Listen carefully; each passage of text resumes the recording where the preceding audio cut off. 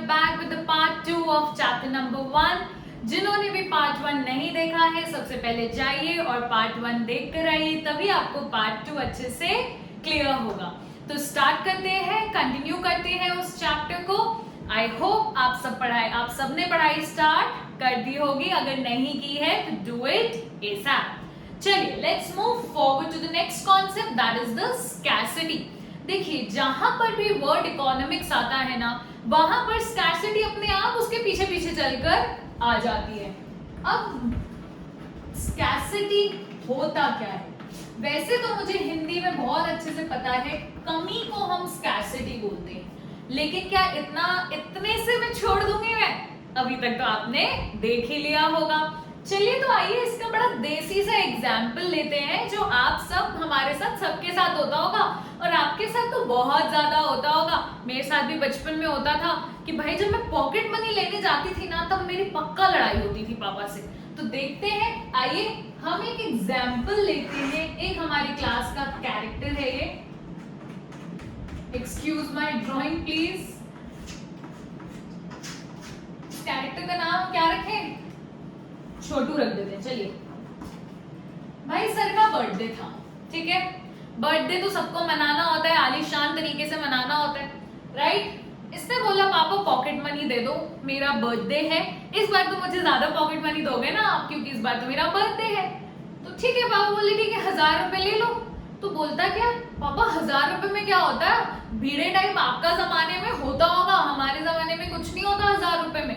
ठीक है, इसने रोना गाना मचाया, सब कुछ किया। पापा ने चलो बर्थडे था तो बेचारे का मन रखने के लिए 3000 रुपीज दे दिए।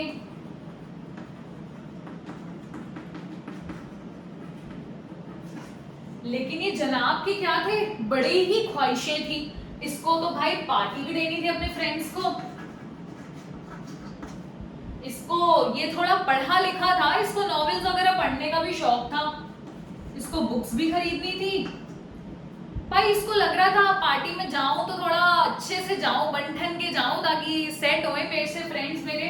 तो क्या इसको कपड़े भी खरीदने थे। अब इसने सोचा भाई इस बार तो मेरा रोना गाना चल गया है पापा के सामने, अगली बार पता नहीं चले ना चले। तो इसने होशियारी का काम सोचा। इसने सोचा कि भाई अगले के लिए सेव भी कर लेता हूं। अब सोचने वाली बात ये है, क्या ये सारे काम 3000 में हो जाएंगे? Is everything possible under 3000? क्या आप कर सकते हैं सारे काम 3000? अगर कर सकते हैं तो भाई सबके साथ ट्रिक्स कमेंट्स में शेयर जरूर करिएगा। तो बताइए क्या ये सारे काम हो सकते हैं? नहीं हो सकते ना। क्यों?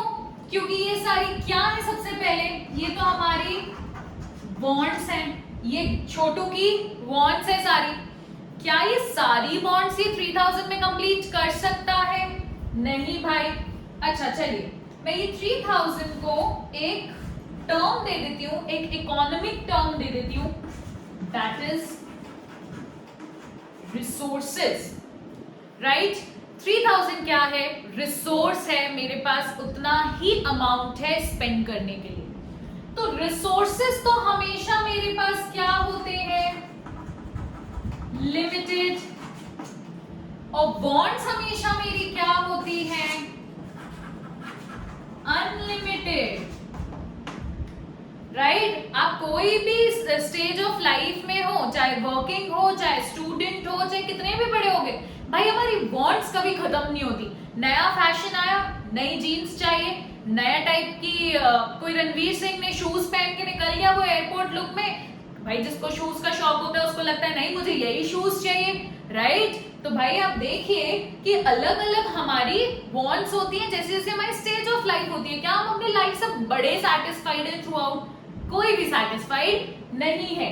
तो जब मेरे पास रिसोर्सेज लिमिटेड हैं, बॉन्ड्स अनलिमिटेड है, तो मेरे पास कमी हुई ना, मतलब जेब में इतना पैसा ही नहीं है जितना मैं अपनी बॉन्ड्स को सेटिस्फाई कर पाऊं। तो उसको हम क्या बोलते हैं? स्कैरसिटी। तो मैं स्कैरसिटी की एक इकोनॉमिक डेफिनेशन लिख दूं आपके सामने, where demand is greater than supply. Simple, जहां डिमांड बहुत ज्यादा होती है लेकिन रिसोर्सेज का जो सप्लाई है वो लिमिटेड होता है। तो when demand is greater than supply we can call it scarcity. This can also come in MCQ, आपका 1 मार्कर क्वेश्चन आ सकता है। चलिए, क्लियर है आप सबको? आप अच्छा, अब आप कुछ बच्चे मुझसे पूछते हैं क्या मैम ये ड्राइंग हम एग्जाम में बनाकर आ सकते हैं?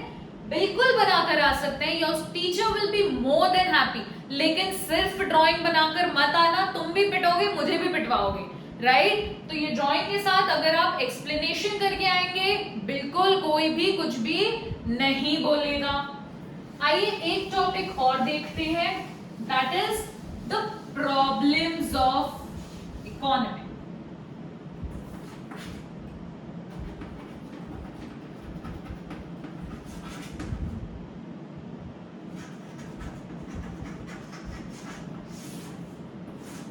भाई दो मेजर प्रॉब्लम्स हैं और जो हम अभी पढ़ चुके हैं, इसमें कुछ भी मेरे को नया नहीं पढ़ाना है। That is limited resources and unlimited wants।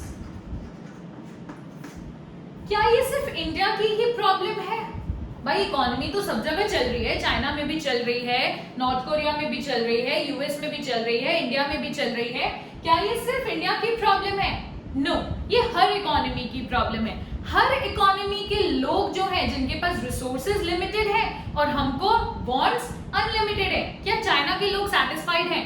क्या यूएस के लोग सेटिस्फाइड हैं? उनको ऐसा है कि जितना उनके पास पैसा है उनको उतना ही चाहिए? नहीं, एवरीबडी हैज अनलिमिटेड वांट्स। क्यों? हम ह्यूमंस हैं, हमारी वांट्स हमेशा ही अनलिमिटेड रहेंगी, चाहे हमारे पास कितना ही पैसा आ जाए। देखिए, आप होता होगा ना, अच्छा इतना पैसा आ जाए तो ये लूंगा, अब उतना पैसा आ जाता है तो फिर लगता है नहीं भाई इससे बड़ी चीज लेनी है, राइट? तो ये तो भाई यूनिवर्सल प्रॉब्लम्स है हर इकोनॉमी की।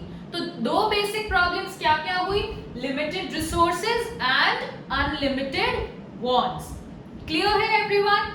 अब इसका नेक्स्ट टॉपिक होगा central problems of an economy. देखिए, प्रॉब्लम्स ऑफ एन इकोनॉमी ये यूनिवर्सल है।